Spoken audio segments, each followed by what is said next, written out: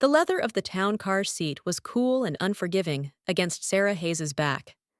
Outside, the rain-slicked streets of Manhattan blurred into a watercolor of neon and gold, a beautiful, abstract painting of a world she no longer felt a part of. Beside her, Tom was the picture of confidence, his custom tuxedo a suit of armor, his smile a carefully calibrated weapon. He adjusted his cufflinks, the sound a sharp, metallic click in the quiet car. "You're tense," he said, not looking at her. His gaze was fixed on the city passing by. "Relax, Sarah." Tonight is a celebration. Sarah's hand tightened around the small, beaded clutch in her lap. Inside, among her lipstick and phone, was a folded piece of paper, a second foreclosure notice on their Upper East Side brownstone. It had arrived that morning, stark and official. "A celebration of what, Tom? That we can still afford the car service to our own public execution?" He finally turned to her, the smile faltering for a fraction of a second. "Don't be dramatic. It's a cash flow issue, a temporary dip. You know that. The bank doesn't call it a dip. They call it default." Her voice was a low, urgent whisper. "We need to talk about this. We need a plan." "The plan," he said, his voice regaining its smooth, reassuring timbre, "is to walk into that ballroom and be Tom and Sarah Hayes, the Hayes Foundation. The couple that saved the pediatric wing last year." He reached over and placed his hand on her knee, a gesture that was meant to be comforting but felt like a brand. "Perception, Sarah. It's all that matters. It's the only real currency we have left." She wanted to scream. She wanted to tell him that perception couldn't pay their mortgage or stop the calls from creditors that had become the soundtrack to their lives. But she knew it was useless. Tom lived in a world of his own making, a gilded cage built of charm and projections, and he refused to see the bars that were closing in on them. So she simply nodded, turning her head to stare out the window, her jaw tight.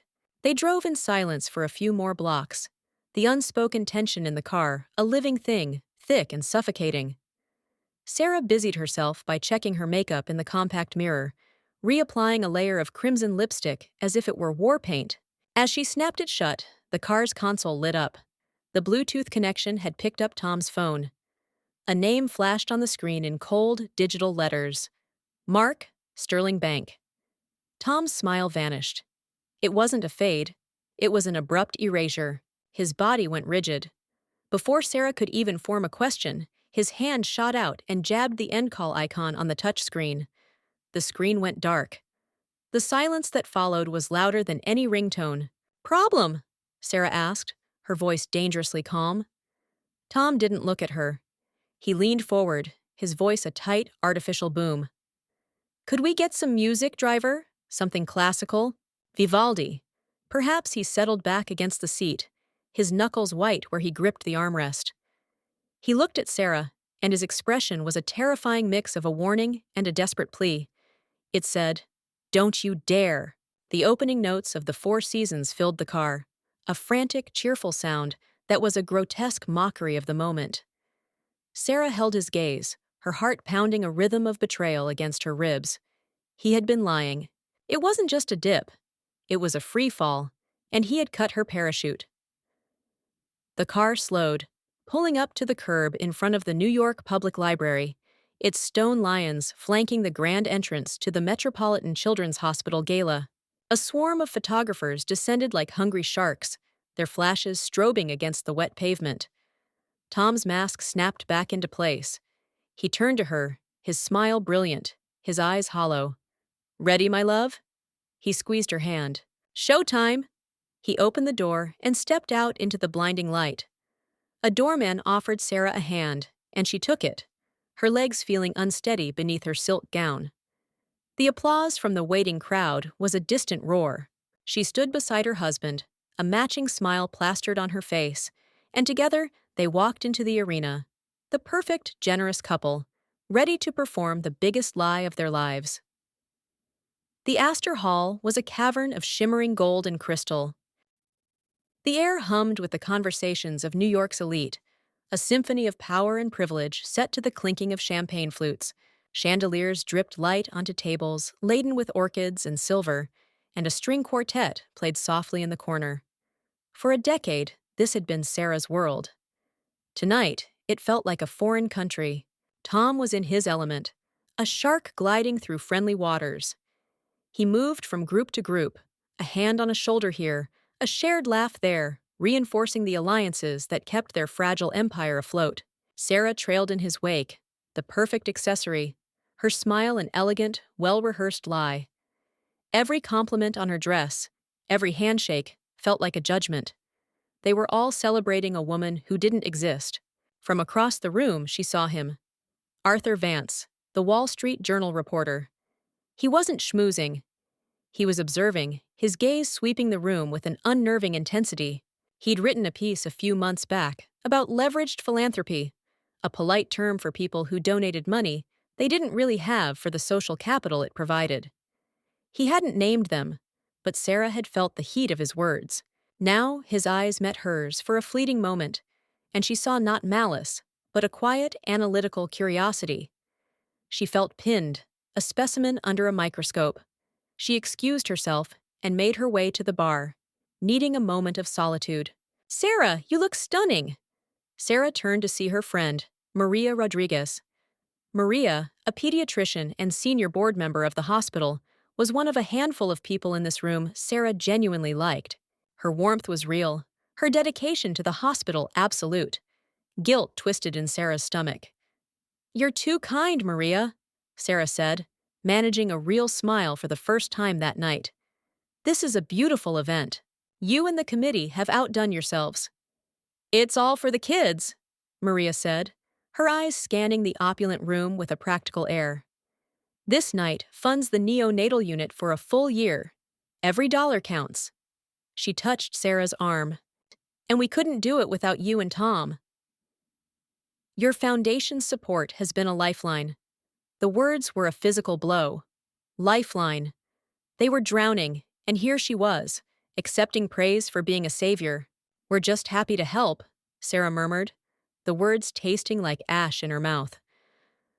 The main event began after dinner. The live auction, presided over by the hospital's esteemed chairman, Mr. Robert Caldwell. He was a kind, elderly man with a booming voice and a flair for the dramatic. They auctioned off priceless art, exotic vacations, and a walk-on role in a Broadway show. The bidding was fierce, a public performance of wealth. Tom, of course, bought a week-long stay at a Tuscan villa for $50,000, money they absolutely did not have. The purchase was met with a round of appreciative applause. Finally, Mr. Caldwell raised his hands for silence. "Ladies and gentlemen," he announced, his voice echoing through the hall, "we have had a spectacular night, but we have one final opportunity to make a truly transformative impact. We are looking for a single cornerstone pledge to launch our new initiative, a free pediatric mental health clinic for underserved communities." A hush fell over the room. This was the moment for the heavy hitters. Heads turned, whispers rustled through the crowd. Sarah saw Arthur Vance lean forward slightly, his pen poised over his notebook. She felt Tom shift beside her, his body coiled like a spring. "Don't you dare," she whispered, her voice barely audible. But Tom wasn't listening to her. He was listening to the silence, to the weight of expectation, to the hungry gaze of the crowd. He was listening to the voice of his own fear. He stood up. The movement was so abrupt that several people at their table startled. The spotlight, as if on cue, swung to find him. In a voice that was loud, clear, and ringing with a false confidence that made Sarah's blood run cold, he spoke. "On behalf of the Hayes Foundation," he declared, "and in honor of the heart and soul of our foundation, my incredible wife, Sarah Hayes, we pledge $1 million. The room exploded. "We pledge one." For a horrifying second, there was a collective gasp, and then it was drowned out by a tidal wave of applause. People were on their feet, their faces turned towards Tom and Sarah, their expressions a mixture of awe and admiration. It was a standing ovation. Sarah didn't move. She was paralyzed, a statue in a silk gown. The sound of the applause wasn't celebratory. It was a deafening roar, the sound of a collapsing building, the sound of her world ending. Tom beamed, soaking it in, accepting handshakes from those nearby. He turned to her, his eyes shining with a desperate, manic triumph. Mr. Caldwell's voice boomed over the noise. Incredible! Just incredible! Sarah, my dear, would you please come up to the stage? Come and accept our thanks and say a few words. Every head turned to her. 100 smiling faces, all waiting. Tom gave her a slight, insistent nudge. The spotlight swung from him and settled on her, a circle of brilliant, unforgiving light. She was trapped. There was no way out but forward. She pushed her chair back, her movements stiff and robotic, and began the long walk to the stage. The applause was a physical force, pressing in on Sarah from all sides as she walked toward the stage. Each clap was a hammer blow against the fragile shell of her composure. She kept a serene, grateful smile fixed on her face, a mask she had perfected over years of practice. As she approached the stage steps, she leaned in close to Mr. Caldwell, who was beaming with delight. "Robert," she said, her voice a low, steady whisper that belied the tremor in her hands. "Would you forgive me? I'm just so overwhelmed. I need one moment." "Of course, my dear." "Of course," he boomed, patting her hand paternally. "Take all the time you need. We'll be right here." She didn't go to the powder room. Her eyes scanned the edge of the ballroom and found Tom, standing near a set of double doors marked "Service." He was accepting the last of the congratulations, his posture radiating a smug victory. She caught his eye and gave a slight, sharp jerk of her head toward the doors. His smile tightened. He understood. Excusing himself, he followed her. The moment the doors swung shut behind them, the opulent roar of the Gala was replaced by the sterile hum of fluorescent lights and the distant clatter of the kitchen. They were in a wide, linoleum-floored corridor. The air smelled of disinfectant and old coffee. Sarah's composure shattered like glass. She whirled on him, her whisper a venomous hiss. "What have you done?" "I saved us," Tom shot back, his own voice low and urgent. He ran a hand through his perfectly styled hair, messing it for the first time all night. "Did you see them? Did you hear the whispers?" Vance was practically taking notes for our obituary. "You saved us by writing a check for $1 million we don't have? A check from a bank account that is probably already overdrawn? Are you insane?" She took a step closer, her body trembling with a rage so pure it felt like ice in her veins. "This isn't saving us, Tom. This is a public suicide. You just handed Arthur Vance the headline of his career on a silver platter. He has no proof." "No one does," Tom insisted, his eyes wide and frantic. "It's a pledge, Sarah. It buys us time. Time to move things around, to secure the new credit line. I have a deal that's about to close. It's big. It will cover this and everything else." "The deal?" she scoffed, the word dripping with derision. "The same deal you've been talking about for 6 months? The same one that was supposed to stop the first foreclosure notice? It's not real, Tom. None of it is real anymore." His face hardened, the desperation giving way to a flicker of his old arrogance. "It is real. You just have to trust me. Trust you." She let out a sharp, mirthless laugh. "The man who intercepted a call from our bank in the car and pretended it was nothing? The man who has been systematically lying to me for God knows how long about how bad things really are? Trust is the one thing you have completely bankrupted." The truth of her words seemed to hit him. His shoulders slumped. The charismatic businessman vanished, replaced by a scared, cornered man. He reached for her, grabbing her upper arms, his grip surprisingly strong. "Sarah, please," he begged, his voice cracking. "Just for tonight, that's all I'm asking. Go up there, smile, say thank you, and get off the stage. We can fix this. I promise I can fix this. But not if you tear it all down right now. Please. They're waiting for you." She looked into his eyes and saw the raw terror there. He wasn't a monster. He was just a man pathologically afraid of failure. A man whose entire identity was built on the quicksand of public opinion. He wasn't asking her to save them. He was asking her to save him. He was begging her to help him perform one last act in their shared charade, to be his accomplice in the final grand lie. And in that moment, something inside her shifted. It wasn't a loud snap, but a quiet, decisive click, like a lock falling into place. The anger receded, replaced by a cold, startling clarity. She had been his partner in this lie for years, smiling for the cameras, endorsing his hollow generosity, choosing ignorance over the ugly truth. Her name was on the foundation.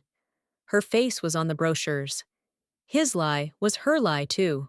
Slowly, deliberately, she twisted her arms, forcing him to release his grip. She took a step back, her expression unreadable.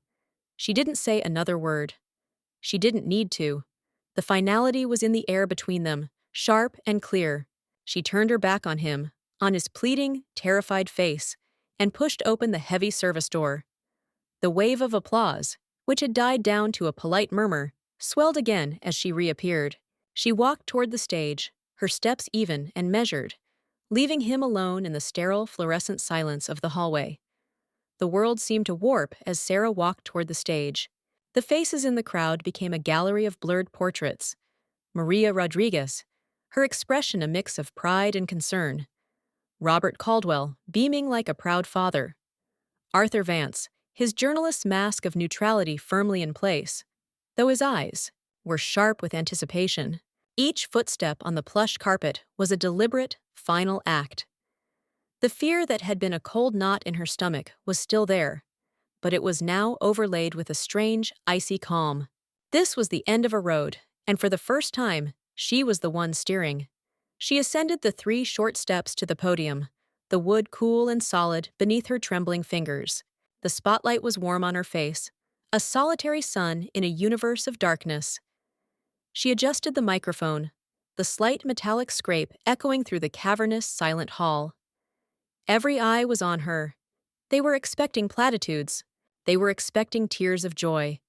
They were expecting the performance of a lifetime, and she was going to give it to them. She took a deep breath, looked out over the sea of expectant faces, and found Tom. He was standing in the wings, partially obscured by a velvet curtain, his face a ghastly shade of pale. His eyes were wide with a silent, desperate plea. Smile. Thank them. Get off the stage.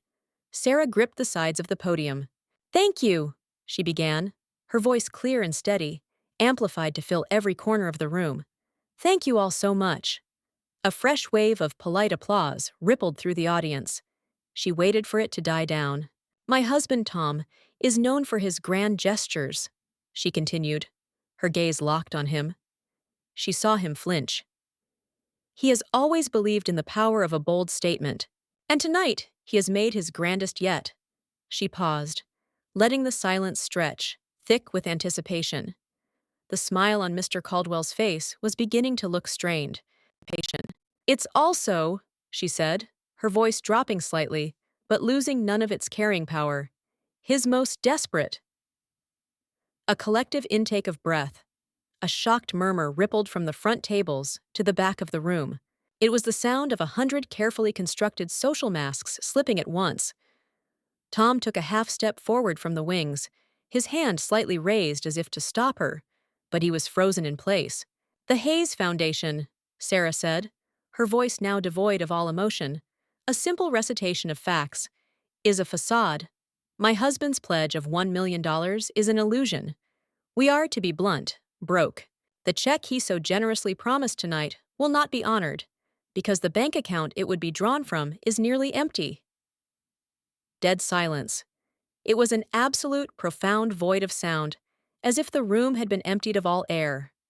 No one coughed. No one whispered. No one moved. The string quartet had stopped playing. She could see people exchanging horrified, disbelieving glances. Arthur Vance was writing furiously, his pen flying across his notepad. For months, she went on, the words coming easier now, a torrent of truth held back for too long. We have been living on borrowed time and borrowed money. The beautiful brownstone you've all attended parties at is in foreclosure. The cars are leased. The persona of wealth and generosity you have applauded tonight is a lie my husband has constructed to keep the world from seeing the truth. She finally broke her gaze from Tom, whose face had crumpled in on itself, a mask of utter devastation. She looked out at the crowd, at the people she had called friends, at the business partners who had invested in Tom's vision. "I am not telling you this to elicit your pity," she said, and for the first time, a note of raw emotion entered her voice. "I'm telling you this because I have been a part of this lie. My name is on the letterhead. My face is on the invitations. My silence has been my complicity, and for that, I'm truly, deeply sorry. Not for embarrassing my husband, but for deceiving all of you, and for deceiving the children this hospital serves." She looked directly at Maria, whose face was a portrait of shock and a dawning, pained understanding. "Maria, the work you do here is real, it is vital, and it does not deserve to be tarnished by the hollow promises of people like us." With that, she was finished. There was nothing more to say. The lie was broken, shattered into a million pieces on the floor of the grand ballroom. She didn't wait for a reaction. She didn't want to see the scorn, the pity, or the outrage. She carefully placed the microphone back in its stand, the click echoing like a gunshot in the silent room. Then, with her back straight and her head held high, she turned and walked off the stage, past her ruined husband, and into the terrifying, unknown territory of her new life. The moment Sarah stepped off the stage, the vacuum of silence imploded. The room erupted not into applause, but into a cacophony of chaos.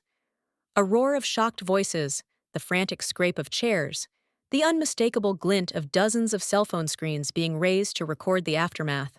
Flashbulbs, once reserved for the red carpet, now went off like mortar fire, capturing the precise moment a dynasty crumbled.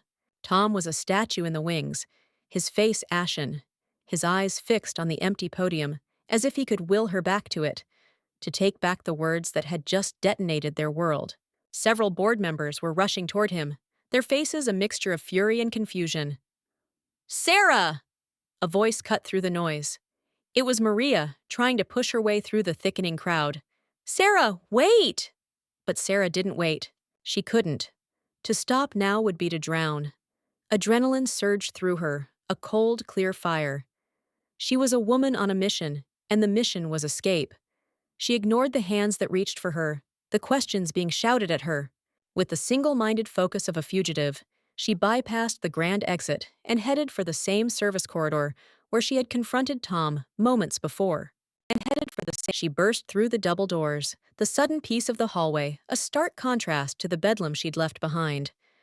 The distant clatter from the kitchen was now a beacon. She strode down the hall, her heels clicking a rapid, determined rhythm on the linoleum. A kitchen porter pushing a cart of dirty dishes stared at her, his mouth agape, recognizing the woman from the gala in her glamorous, out-of-place gown. She didn't meet his eyes. Pushing through another set of doors, she found herself in the controlled chaos of the industrial kitchen. The air was thick with the smell of steam, roasted meat, and bleach. Chefs in white coats shouted orders. Steam billowed from massive dishwashers, and waiters weaved through the maze of stainless steel counters. For a moment, everyone froze, stunned by the sudden appearance of the elegant woman at the center of the night's scandal. She needed a bigger diversion. Her eyes darted around and found it. A small red box on the wall. A fire alarm.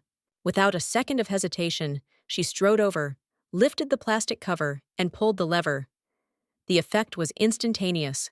A deafening, rhythmic clangor filled the air, accompanied by flashing strobe lights.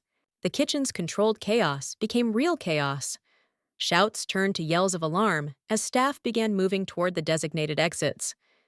In the confusion, no one was looking at her anymore. She was just another person fleeing the noise. She spotted a heavy metal door marked Exit and pushed it open, stepping out into the cold, damp night. The alley was a different world. It was grimy, smelling of wet garbage and stale grease. The glamour of the gala was a universe away.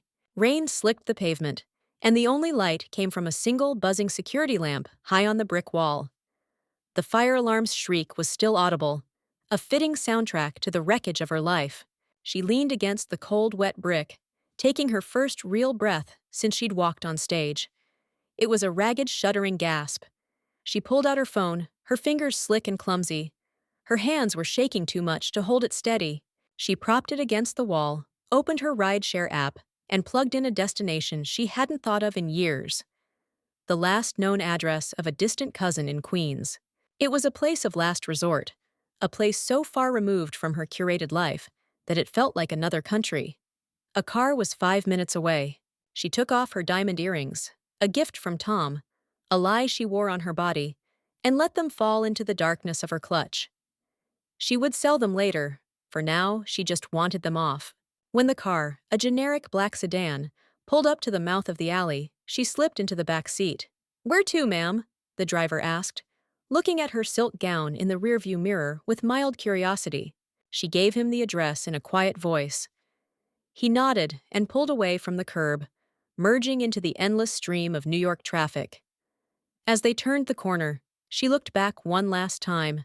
She could see the flashing lights of the fire trucks now arriving at the library, their sirens wailing into the night. She had pulled the alarm, and now the whole world was coming to see the fire. Sarah Hayes turned her face forward and didn't look back again. Sarah woke to the sound of a rattling air conditioner and the unfamiliar smell of stale cigarette smoke and bleach. For a disorienting second, she didn't know where she was. Then it all came flooding back. The gala, the speech, the alley. She was in a cheap motel off the Long Island Expressway, a place with brown polyester curtains and a bed that sagged in the middle. She had paid cash for 2 nights, using the emergency $100 bill she always kept tucked away, a relic from a time when an emergency meant a broken heel, not a broken life. She sat up, the silk of her ruined gown rustling against the cheap sheets. Her reflection in the dark television screen was a ghost, a woman with smeared mascara and hair that had come undone from its elegant chignon. She looked like a survivor of a shipwreck. In a way, she was. Her phone, which she'd put on silent, was a blinking beacon of doom on the nightstand. She picked it up. 147 missed calls, over 300 text messages, voicemails from her mother, her sister, lawyers, and a dozen numbers she didn't recognize. Her face was the lead story on every news app. Philanthropist's wife exposes million-dollar lie in shocking gala confession. They had pictures, her on the stage, her face pale and determined. Tom in the wings, his expression one of utter ruin. She felt a wave of nausea, followed by something else, something she hadn't expected. A profound, terrifying sense of liberation. The weight that had been crushing her for months was gone. In its place was a vast, empty space. She was untethered, floating in the wreckage, but she was floating. A sharp, insistent knock on the door made her jump. Her heart hammered against her ribs. No one knew she was here. She had used a fake name. "Sarah? Sarah, I know you're in there, please." "It's me, Tom." Her blood ran cold. "How?" She crept to the door and peered through the peephole. It was him, looking haggard and desperate in his now rumpled tuxedo. He must have tracked the rideshare. She had paid the driver through the app before getting cash from an ATM. A stupid rookie mistake. She didn't want to see him. She didn't want to hear his excuses, or his rage. But leaving him outside would only cause a scene. She unlatched the chain and opened the door just wide enough for him to slip through. He stumbled into the room, looking around at the cheap, anonymous space with disbelief. He wasn't angry. All the fight had gone out of him. He looked broken. "How could you do it, Sarah?" he whispered, his voice hoarse. "How could you do that to us? To me?" "There was no us left to destroy, Tom," she said, her voice flat. "You took care of that all on your own." He shook his head, slumping into the room's single grimy armchair. "You don't understand." "None of this was supposed to happen. I had it all under control." "You call this control?" she asked, gesturing vaguely at their surroundings, at the life he had immolated. He looked up at her, and for the first time, she saw not a manipulator or a liar, but a man in the throes of a complete psychological collapse. His eyes were red-rimmed and filled with a despair so profound it was almost pitiful. It was for you," he wept, the words coming out in ragged sobs.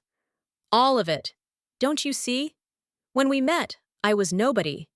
You were Sarah Montgomery. You came from a world I could only dream of.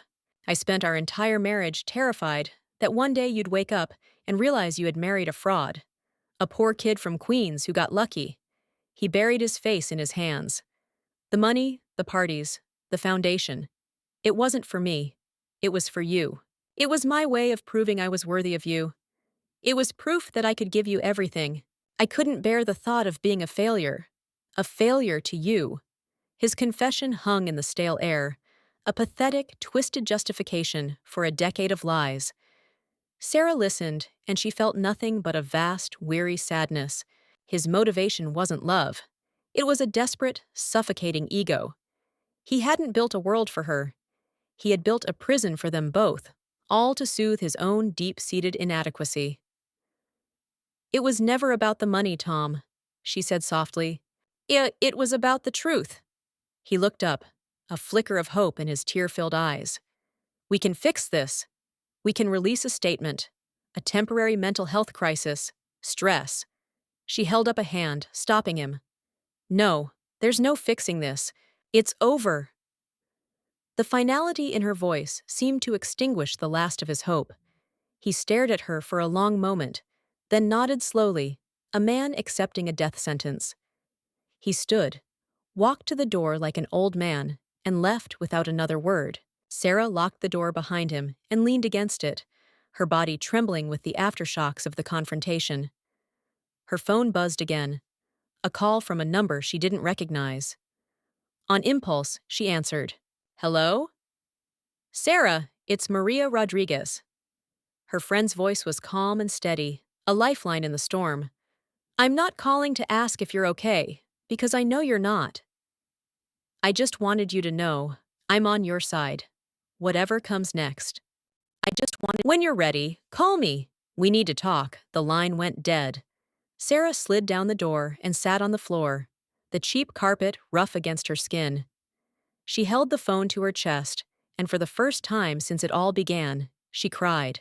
A week later, the city was still whispering about the Hayes scandal, but the initial roar had subsided into the kind of cautionary tale New York society thrives on. Sarah sat in a quiet, unassuming coffee shop in Greenwich Village, a place with mismatched furniture and the rich smell of roasted beans. It was a world away from the gilded rooms where she used to conduct her life. She wore jeans and a simple gray sweater, clothes that felt more like her own skin than any designer gown ever had. Across the small table, Maria Rodriguez stirred her tea, her expression thoughtful. She hadn't offered platitudes or pity. She had simply listened as Sarah recounted the events of the past week, filing for divorce, meeting with a bankruptcy attorney, the relentless hounding from the press. "So what now?" Maria asked gently, setting her spoon down. Sarah looked down at her hands, wrapped around a warm ceramic mug. "Now I try to pay for what I did. The lawyer says if we liquidate everything, the house, the art, what's left of the stock portfolio, we can pay back most of the creditors." Tom is fighting it, of course. He still thinks he can salvage something. "He's trying to salvage his pride," Maria said, her gaze direct. "You're trying to salvage your soul." "There's a difference," Sarah looked up, surprised by the fierce loyalty in her friend's voice. "I don't know if there's anything left to salvage, Maria." "I stood by and let it happen. I was a willing participant in the lie." "You were," Maria agreed, with a frankness that was both bracing and kind. "But you were also the one who told the truth, and that has had an effect you couldn't have predicted." Maria leaned forward, a new energy in her voice. "The day after the gala was a nightmare for the hospital. Our biggest corporate donors got spooked. Several pulled their funding immediately. We thought the mental health clinic was dead before it even began." Sarah's heart sank. "Oh, Maria, I'm so sorry." "Don't be," Maria said, a small smile playing on her lips. "Because then something strange started to happen. The story of your speech went viral. Not just in the society pages, but everywhere. And people, ordinary people, started donating. $10, $50, $100. We received thousands of small donations from people who said they were moved by your honesty. People who were tired of the hypocrisy of performative charity. Your speech, Sarah, the one that blew up your life, generated more genuine, grassroots support than any black tie gala ever has."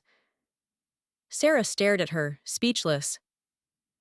We have enough to launch the clinic, Maria continued, her eyes shining. A smaller version, perhaps, but a real one.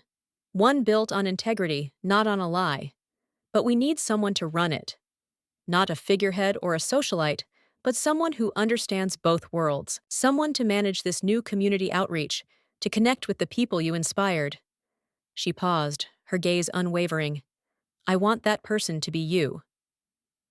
The offer hung in the air between them. A job. A real one. A chance to do the work she had only ever pretended to do. It was terrifying and exhilarating all at once. It was a path forward, a plank extended over the abyss. I have no qualifications, Sarah whispered. My name is Toxic. Your name, Maria corrected, is now synonymous with the truth. That's a qualification no one else has. You'll have to work twice as hard for half the credit, and the pay is a fraction of what you once spent on shoes. But it's real. For the first time in a long time, Sarah felt a flicker of hope that wasn't tied to a bank statement or society column. It was a small, fragile thing, but it was there. Yes, she said, her voice stronger than she expected. I accept. 2 days later, Sarah sat in a sterile, glass-walled conference room in her lawyer's midtown office. The divorce and bankruptcy papers were spread out before her. They represented the complete and total dismantling of her former life. Every asset, every account, every shared dream reduced to black ink on a white page. Tom had already signed, his signature a spiky, angry scrawl. Sarah picked up the pen. She thought of the cheap motel, of Tom's pathetic confession, of Maria's unexpected faith. She thought of the small, individual donations from strangers who had believed in her one moment of truth. This wasn't just an ending. It was a beginning. With a steady hand, she signed her name, each letter a deliberate stroke. It was the price of her freedom. And as she pushed the papers across the table, she felt not a sense of loss, but a profound and welcome lightness. She was no longer a Hayes of the Hayes Foundation. She was just Sarah, and she was finally ready to build something real. 1 year later, the late afternoon sun slanted through the window of a small but tidy apartment in Brooklyn, illuminating dust motes dancing in the air. Sarah Hayes watered a pot of geraniums on her windowsill, her movements calm and unhurried. The apartment was modest, furnished with second-hand pieces and books, a stark contrast to the cavernous, museum-like brownstone she once called home. But here, everything was hers, paid for by the modest salary she earned. A framed photo on her desk showed her standing with Maria and a group of teenagers in front of the newly opened Metropolitan Youth Mental Health Clinic. Sarah in the picture was smiling, her face unburdened, her eyes clear. She looked happy. She left her desk at the hospital every day at 5, took the subway home, and felt a quiet satisfaction that was more fulfilling than any standing ovation had ever been. She was no longer a name in a society column. She was a force in a community. Her colleagues respected her for her tenacity and her compassion, not for her husband's checkbook. She had found purpose in the rubble of her old life, a purpose that was authentic and hers alone. Across the river, in a gleaming glass showroom in a New Jersey suburb, Tom Hayes adjusted the knot of his company-issued tie. The bright red polo shirt with the Precision Auto logo felt perpetually tight around his neck. He was a sales manager now, and a damn good one. The charisma that had once charmed billionaires now worked wonders on couples looking for a reliable minivan with good financing. He could still close a deal. He could still make people believe. But the belief was hollow. The performance was exhausting. He drove home each night to a sterile rental condo, the silence a constant reminder of what he had lost. It wasn't just the money or the status. It was the reflection of himself he had seen in Sarah's admiring eyes. That was the currency he had truly craved, and it was gone forever. One evening, a local news segment played on the small television in the dealership's waiting room. It was a feature on the unexpected success of the hospital's new community-funded clinic. A brief, smiling shot of Sarah appeared on screen as she spoke to a reporter, her passion for the work evident in every word. Ms. Hayes, you've built something truly special here, the reporter said. I didn't build it, Sarah replied, her voice warm and confident. The community did.